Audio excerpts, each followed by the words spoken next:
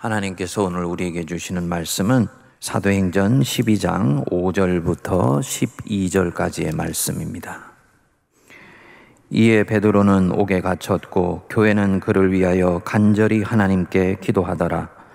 헤롯이 잡아내려고 하는 그 전날 밤에 베드로가 두 군인 틈에서 두 쇠사슬에 매어 누워 자는데 파수꾼들이 문 밖에서 옥을 지키더니 호련히 주의 사자가 나타나매 옥중의 광채가 빛나며 또 베드로의 옆구리를 쳐 깨워 이르되 급히 일어나라 하니 쇠사슬이 그 손에서 벗어지더라. 천사가 이르되 띠를 띠고 신을 신으라 하거늘 베드로가 그대로 하니 천사가 또 이르되 겉옷을 입고 따라오라 한데 베드로가 나와서 따라갈새 천사가 하는 것이 생시인 줄 알지 못하고 환상을 보는가 하니라. 이에 첫째와 둘째 파수를 지나 시내로 동안 쇠문에 이르니 문이 저절로 열리는지라. 나와서 한 거리를 지나매 천사가 곧 떠나더라. 이에 베드로가 정신이 들어 이르되 내가 이제야 참으로 주께서 그의 천사를 보내어 나를 헤롯의 손과 유대 백성의 모든 기대에서 벗어나게 하신 줄 알겠노라 하여 깨닫고 마가라 하는 요한의 어머니 마리아의 집에 가니 여러 사람이 거기에 모여 기도하고 있더라. 아멘. A라는 그리스도인이 있는데 이 사람은 요즘 고민이 참 많이 있습니다. 학부 때 국제정치학을 전공을 하고 졸업을 하고 직장 생활을 하다가 마침내 본인이 그토록 꿈꾸며 기대했던 유학을 할 수 있는 길이 열린 것입니다. 그런데 때마침 다른 직장에서 지금 다니는 직장보다 1.5배의 샐러리를 주겠다고 과장으로 승진해서 스카우트를 하겠다고 제안이 왔습니다.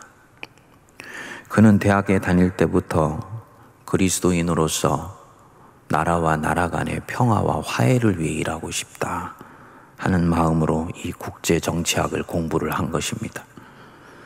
그래서 기회가 되면 외국에 나가서 공부하고 국제기구 같은 곳에 가서 피스메이커, 화평케 하는 자가 되는 그런 꿈을 꾼 것입니다.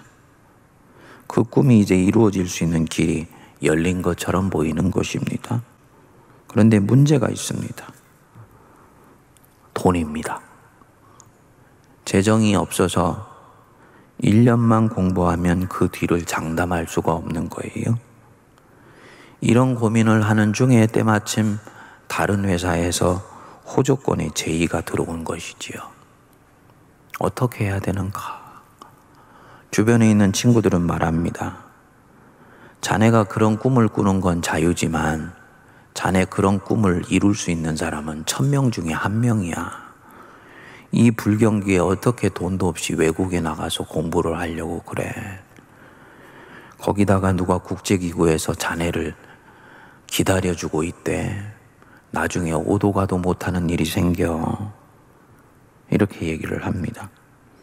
부모님도 길이 없는 것도 아닌데 왜 굳이 그런 힘든 길을 찾아가려고 하냐고 말리는 거예요.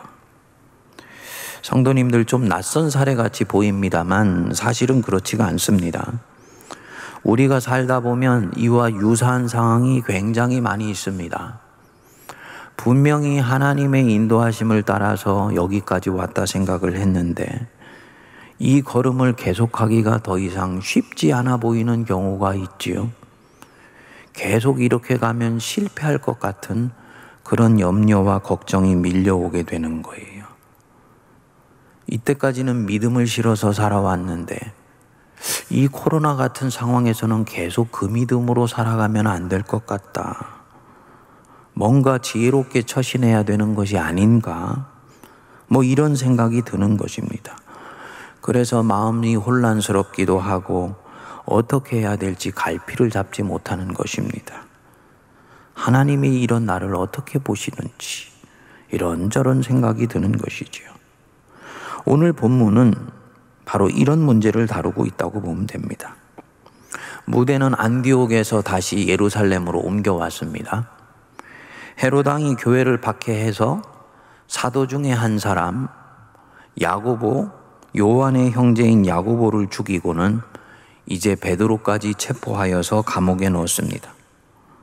4절을 보면 이 베드로를 군인 4씩 4패에 맡겨 지키게 합니다. 그러니까 총 16명을 동원하여서 돌아가면서 이 베드로가 탈옥하지 못하도록 두 눈 부릅뜨고 지키는 것이죠. 이때가 무교절인데 6월절이 지나고 나면 6월절 축제가 끝나고 나면 백성들 앞에 끌어내어서 야고보처럼 이제 죽이려고 하는 것입니다. 교회가 발칵 뒤집혔던 것 같아요. 5절 후반부에 보시면 교회는 그를 위하여 간절히 하나님께 기도하더라. 당연하지요. 교회의 리더가 지금 옥에 갇혀서 죽을 날만 기다리고 있는데 교회가 간절히 기도해야 되는 것이지요. 그러면은 베드로는 지금 이 감옥에서 어떻게 하고 있을까? 무슨 마음을 품고 있을까? 봤더니 이 베드로에 대해서는 아무 다른 말이 없습니다. 그냥 베드로가 잡혀있는 현상만 얘기해요. 5절 앞부분에 보시면 이에 베드로는 옥에 갇혔고, 더 이상의 설명이 나오지 않습니다. 묵상을 해보면 다른 설명이 필요하지 않을 정도로 이 베드로의 마음은 굉장히 단순하고 담백했던 것 같아요. 기도했다는 말도 없고 감옥 속에서 어떻게 처신했다는 말도 없습니다. 단순하고 담백하다는 얘기죠. 어쩔 줄 몰라서 마음이 불안하지도 않은 것입니다. 둘 중에 하나일 것입니다. 요 며칠 전에 자기 형제 야고보가 죽는 것을 보았지요. 이제는 자신도 이렇게 죽게 될 것이라고 생각하고 이 죽음을 선선히 받아들이는 것밖에 다른 방법이 없다고 생각했을 수 있지요. 또 다른 특별한 일이 일어날 것을 기대하지를 않는 것입니다. 둘째로는 하나님께 모든 것을 내어 맡겼으니 지금 여기에서 하나님과 함께 믿음의 걸음을 걷는 것으로 충분하다라고 생각했을 수 있습니다. 죽으면요? 그것도 좋습니다. 내 주님 마침내 천국 가서 볼 수 있으니까. 살면요? 그것도 좋습니다. 하나님 일 계속할 수 있으니까. 그러니까 이렇게 되어도 좋고 저렇게 되어도 좋은 것이지요. 얼마나 이 베드로가 내적으로 자유하고 그 마음이 평화로워 보이는지 모릅니다. 기도하고 싶지 않아서도 아니고 기도할 필요가 없어서도 아니고 이미 주님께 깨끗이 맡겨진 인생이기 때문에 어떤 길로 가든 그것이 인도하시는 걸음이면 받을 준비가 되어 있는 것입니다. 그런데 헤롯이 잡아 죽이려고 하는 날, 그 전날 밤에 대역사가 일어났습니다. 그러니까 6월절 끝나고 잡아 죽이려고 했는데 그 전날 밤이니까 6월절 밤인 것이지요. 자기 조상들이 애굽의 쇠사슬에서 풀려난 바로 그 날에 베드로에게 똑같은 일이 일어난 것입니다. 주의 사자가 호련히 나타나서 군인 틈에서 쭈그리고 쇠사슬에 매어 있는 이 베드로를 옆구리를 쳐서 흔들어 깨웠습니다. 빨리 일어나라. 이 말이 떨어지니까 쇠사슬이 그 손에서 저절로 벗겨졌어요. 천사가 다시 띠를 띠고 신을 신으라 하니까 베드로가 그대로 합니다. 6월절 날에 이스라엘 백성들이 띠를 띠고 황급히 그 애굽 땅을 벗어난 것과 아주 유사한 이미지가 떠오르지요. 겉옷을 입고 나를 따라오라 하니까 베드로가 다시 그대로 했습니다. 9절에 보니까 베드로가 나와서 따라갈새 천사가 하는 것이 생시인 줄 알지 못하고 환상을 보는가 하더라. 환상인 줄 알았는데 결국은 16명의 베드로를 지키는 군인도 소용이 없고 첫째 문, 둘째 문 지키는 파수꾼도 이 베드로가 가는 걸음을 막지를 못합니다. 비몽사몽 중에 자유의 몸이 되어서 길거리 한복판에 섰을 때 천사는 온데간데 없이 떠나가고 그는 자기를 위해 기도하는 그 교회의 품에 안기게 됩니다. 돌이켜보면 베드로가 감옥에서 나온 것이 이번이 처음이 아니죠. 이전에 사도행전 5장에서도 주의 사자가 밤에 옥문을 열고 그를 구해준 적이 있습니다. 하지만 이번의 기적은 좀 남달라요. 그때는 베드로를 죽이려고 하지 않았었습니다. 이번에는 죽이려고 한 거예요.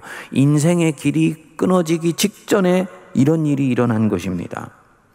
실제로 다시 본문 12장 2절로 돌아가 보면 요한의 형제 야고보를 칼로 죽였다. 보시지요. 같은 사도인데 요한의 형제 야고보는 헤롯 왕의 칼에 의해서 죽임을 당합니다. 인생의 길이 거기서 끊겨서 끝이 났습니다. 베드로가 이제 같은 운명에 처해지는 것은 불을 보듯 뻔한 거예요. 그런데 이 베드로는 동일한 시간대에 동일한 사람에 의해서, 그것도 최고 권력자 헤롯에 의해서 죽임을 당하기 직전에 구사일생으로 살아나는 거지요. 하나님이 죽음의 구덩이에서 그를 건져내신 것입니다. 왜일까? 누구는 이렇게 야고보처럼 비참하게 죽는 것 같은데 누구는 그 죽음의 구덩이에서 건짐을 받고 다시 인생을 살 기회를 얻는다. 도대체 어떤 차이에서 이런 삶의 갈림길이 나타나는 것인가? 다른 것이 아닙니다. 사명 때문입니다. 베드로는 아직 가야 할 길이 있는 것입니다. 이루어야 할 사명이 남아 있는 거예요. 이 사명이 베드로를 그 감옥에서 나오게 해줍니다. 기가 막힐 웅덩이에서 이 사명이 그를 건짐받게 해주는 거예요. 뭘 말하겠습니까? 복음은 절대로 감금되지 않습니다. 복음은 누구도 잡아서 묶어낼 수가 없어요. 예루살렘에서 이 복음을 묶으려고 하니까 이 복음은 유대와 사마리아로 퍼져나갔지요. 감옥에서 잡아 가두려 하니까 이제는 이 감옥을 무력화시키고 밖으로 헤쳐나옵니다. 마찬가지입니다. 복음이 감금되지 않듯이 이 복음을 가슴에 품은 사람, 예수 그리스도를 자기 심장에 품은 사람, 절대로 그는 가둬지지 않습니다. 사명자인 거지요. 사명자는 누구도 가둘 수 없고 사명자는 누구도 해할 수가 없습니다. 한 사람의 가슴에 사명이 남아있는 한 이 사명자의 인생은 절대로 와해되지 않고 파괴될 수 없습니다. 사명자의 인생은 망하지 않는 것입니다. 질문이 일어나지요. 그런 야고보는 어떻게 된 것인가요? 야고보도 사명자인데 왜 그는 이렇게 죽는 것인가요? 그의 인생이 헤롯에 의해서 중간에 망한 것이 아닙니다. 그의 사명인 거기까지인 거예요. 옛날에 우리 신앙의 선조들은 중간에 성도가 세상을 뜨면 바로 이 앵글에서 그의 인생을 봤습니다. 중간에 세상 떴다고 막 속상해하는 사람들 앞에 가면서요. 그의 사명이 여기까지였나 봅니다. 한 인간의 고통에 대해서 굉장히 둔감한 것 같지만 사실은 인생을 꿰뚫어 보고 있는 것이지요. 그의 사명은 거기까지다. 스데반, 그렇게 순교하여서 죽는 것이 그의 사명입니다. 그들은 중간에 죽은 것 같지만 아니에요. 이렇게 해서 이들의 삶은 완성된 것입니다. 망한 것이 아닙니다. 사명자의 인생은 절대로 망하지 않습니다. 베드로의 얘기만이 아니지요. 베드로가 가슴에 품었던 이 사명과 같은 사명을 품고 있는 오늘 우리의 이야기인 줄 믿습니다. 데이빗 리빙스턴이라고 아시지요? 1800년대 활약한 아프리카 선교의 개척자라고 일컬어집니다. 이 사람 때문에 아프리카 선교에 복음이 열리게 되고요. 30년 동안 선교의 대장정을 하면서 아프리카의 밀림을 해치고 온갖 맹수의 위협을 무릅쓰고 그리고는 낯선 민족에게 복음을 전했습니다. 그러던 중에 언젠가 밀림 속에서 사자에게 물려서 큰 부상을 당했어요. 사람들은 리빙스턴이 틀림없이 죽었을 것이라고 생각을 했습니다. 사자에게 물려서 살아남은 사람이 거의 없기 때문입니다. 그런데 이때 리빙스턴이 교회사에 남는 아주 유명한 말을 했습니다. 사명자는 사명을 이루기까지 절대 죽지 않는다. 나는 아프리카에 아직 남은 사명이 있다. 그는 결국 부상에서 털고 일어나서 정글 속 탐험을 계속합니다. 끝까지 그 아프리카에서 사명을 다 감당하고 난 뒤에 그 아프리카에서 죽고 그의 시신은 영국으로 돌아오게 됩니다. 성도님들, 사명자는 죽지 않습니다. 사명자는 절대로 망하지 않습니다. 그 사명이 사도 베드로나 바울같이 큰 것이건 아니면 그 A라는 청년이 가진 것 같이 개인의 비전 혹은 작은 사명이건 사명자는 절대로 망하지 않습니다. 그 사람의 가슴에 사명이 살아있는 한 하나님은 이 사람의 인생을 신실하게 이끌어 가세요. 그래서 당신의 뜻을 이 사명자를 통해서 이루십니다. 물론 사명이 없어 보이는 사람, 사명이 식은 사람, 그 사람도 하나님은 당신의 자녀이기 때문에 사랑해 주십니다. 이끌어 주십니다. 종교개혁자 칼뱅은 이를 일컬어 견인의 은총이라고 했습니다.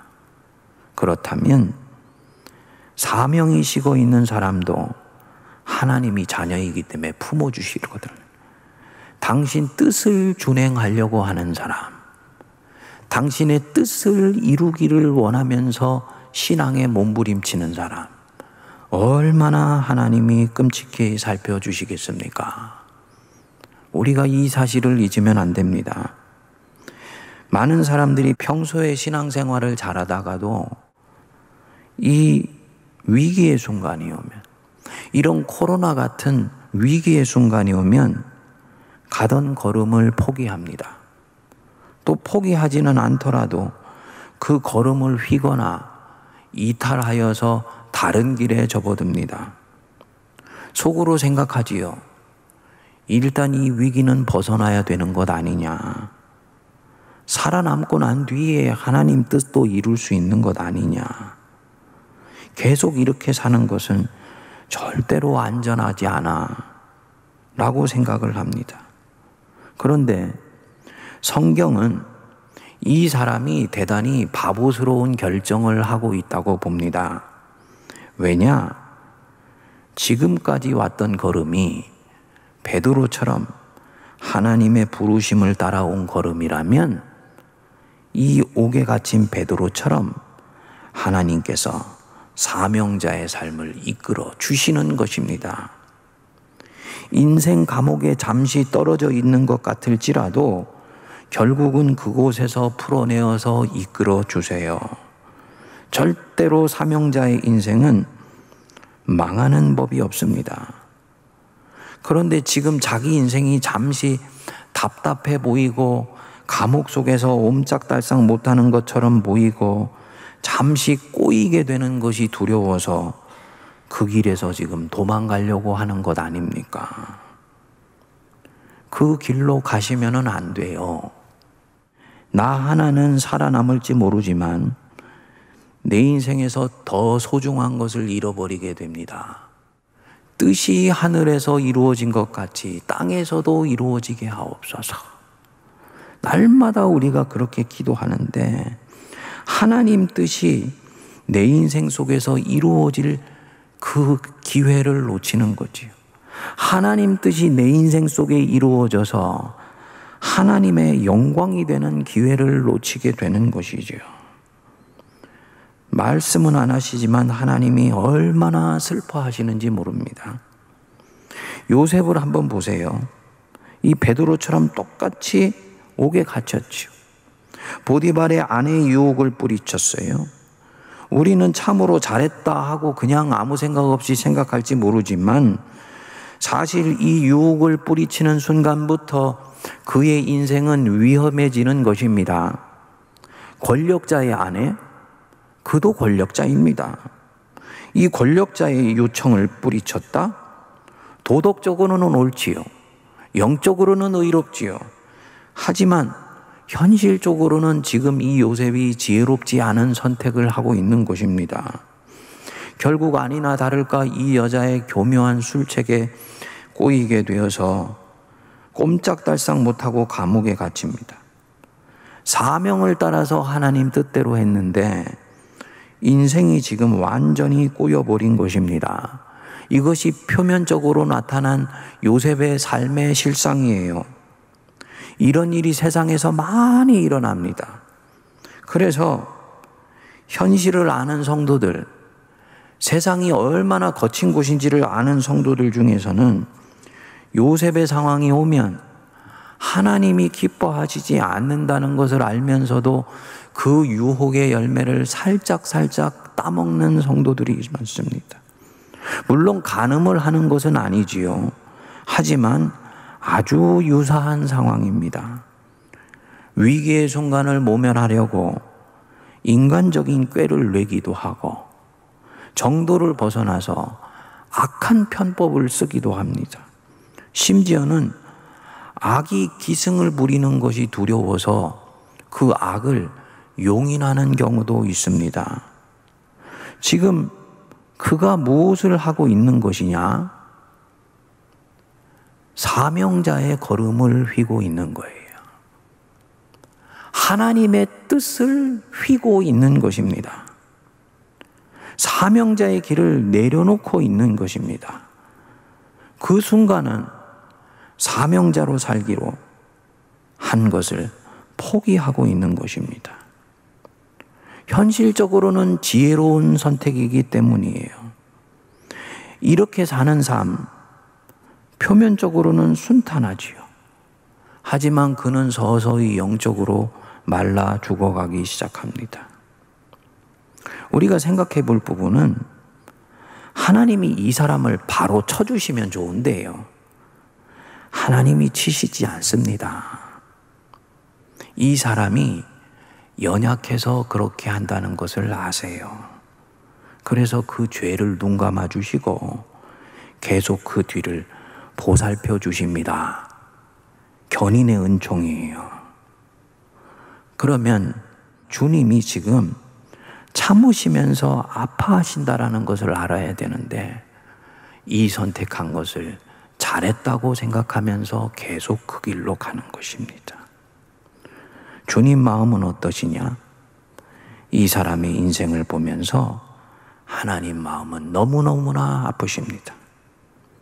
이 사람 통해서 당신의 소망을 이루는 것을 꿈꿨는데 그 소망이 깨져버린 것입니다.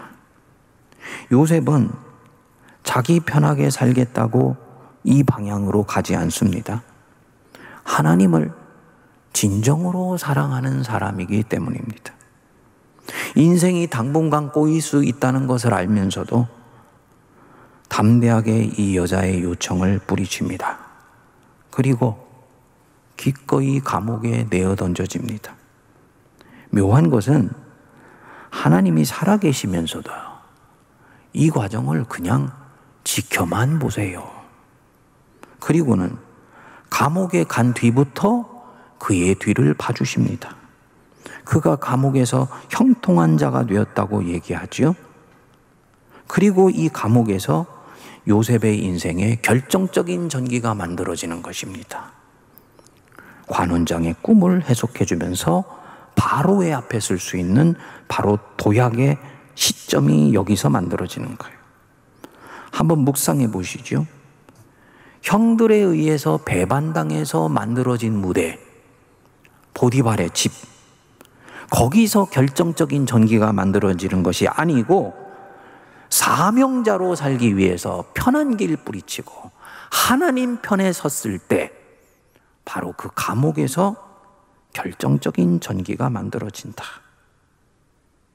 왜일까? 하나님 편에서 한번 보시자고요. 내가 하나님 앞에서 죄를 지으리까? 하고 당신을 위해서 권력자의 유혹을 뿌리치고 하나님 편에 기꺼이 서기로 결단한 사람, 주님 보시기에 얼마나 귀하게 보이겠습니까? 얼마나 매력적인 사람으로 보이겠습니까? 아, 저 친구에게는 내 일을 다 맡겨도 되겠다. 저 친구에게는 내가 가지고 있는 힘과 권력을 주어도 되겠다. 이때까지 힘과 권력을 주어서 내 일을 이루려고 맡겼더니 오히려 그 힘과 권력에 의해서 타락되는 경우가 더 많았는데, 저 요셉이라는 친구는 모든 힘과 권력을 맡겨도 오히려 그 권력을 나 여호와의 일을 오롯이 이루는 일에만 사용하는 사람이 될 수 있겠다. 하나님이 이렇게 생각하지 않겠습니까? 주님이 진정 살아계신 분이시고 진정으로 우리 삶에 역사하시는 분이시라면 당연히 이렇게 생각하시지요. 그래서 이 사명자가 선택하는 것을 보시고 당분간 삶이 힘들어 보일지라도 당신 편에 기꺼이 서는 이 사람을 보시고 당신 자신을 위해서라도, 당신 뜻이 이루어지게 하기 위해서라도 이 감옥에 있는 사람을 이제는 그 자리에 그냥 둘 수가 없는 거지요. 하나님한테 손해가 되기 때문입니다. 등산을 하다 보면 정상 오르기 전에 8부 능선이 제일 힘들다 하지 않습니까? 저는 목회를 하면서 많은 목회자들이나 성도님들이 신앙의 경주에서 위기의 상황이 왔을 때 이 8부 능선을 넘지 못하는 경우들을 많이 보았습니다. 왔던 걸음을 변질하기도 하고요. 그 걸음을 휘기도 하고요. 자기가 가진 믿음을 꿀꺽 삼켜버리고 믿음 없는 것처럼 처신하는 경우들을 많이 보았습니다. 계속 소명을 이루기 위해서 그 걸음 걸어가기에는 생의 짐이 너무 버겁게 느껴지기 때문인 거지요. 그래서 슬그머니 내려놓기도 하고 적당히 믿기로 다짐하기도 하고 심지어는 이제부터 자기가 아닌 삶을 살아가기도 합니다. 사도 베드로가 이런 삶에 대해서 얘기를 했습니다.